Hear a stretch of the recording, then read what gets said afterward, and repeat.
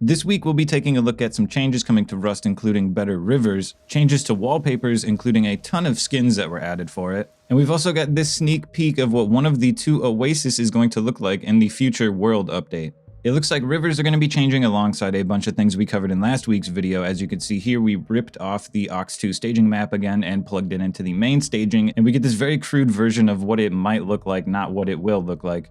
To start off, rivers will be much longer, and they'll start off thinner as a creek and widen into a river as they enter the ocean, as well as visibly carving out much more of the terrain as they pass through it. And side note, since there was a lot of confusion in the last video, there's no cliffs, the water isn't spawning correctly, and that's because the Ox 2 staging branch is private and not accessible at the moment, so I've had to rip out a map from there to plug into here, and there is a bunch of stuff that is not loading in correctly because of that. But from what we can tell with this, there's still the same amount of rivers, they just have a larger impact on the terrain and they'll be much bigger. Alongside this, boogie boards and kayaks will also pick up speed when they're facing downhill. As we can see with this riverbed in front of us, it looks like there's going to be much larger inclines that the rivers pass up and down through. These new rivers should also keep a distance between each other, as before they could spawn right next to each other, and they're going to follow a sine wave, meaning that they'll pretty much always be curvy if this remains the same. Also, it looks like the lakes are going to spawn at varying heights, but the water levels are going to remain the same as the ocean level, meaning that the water levels in the lake could vary depending on the map. And the bubble effect that was added to dropped items in the water will also be working inside of these lakes. Also, it looks like we'll be able to place water pumps in these lakes somehow.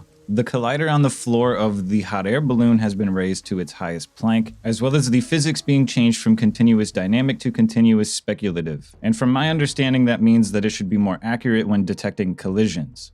There were some changes to the train decoupling behavior, which should fix a few bugs associated with it, such as unwanted collisions when decoupling. And some minor changes were made to two other junk piles to prevent them from spawning their containers in the terrain. Something funny popped up the other day with the Legacy Frog boots, and that's the ability to wear one as a hat. I'm pretty sure this was just a media project file though, but people were getting a little crazy about it on Twitter. This is your time to go to the comments section to complain about how they're not adding back old recoil and wasting time on features like this, or that this is going to be something that clans will abuse and solo players are yet again out in the dirt. Moving on, the dead frames that were removed from reload animations were merged to the main branch. I've only tested this with the AK, and I'm not sure which weapons the issue was persisting with, but I didn't really notice much of a difference between the before and after. And finally, we got the changes to the new wallpaper that's going to be coming. It now has its own item and world model, which looks very fancy, and an animation that plays when placing wallpaper down. There was also a boatload of new skins that were added to the wallpaper. And here you can see just a few of the new variations. It looks like the red, blue, and yellow have been set to the default skins, which hopefully means that we'll be able to use them without the DLC, which will most likely include all of these extra variations.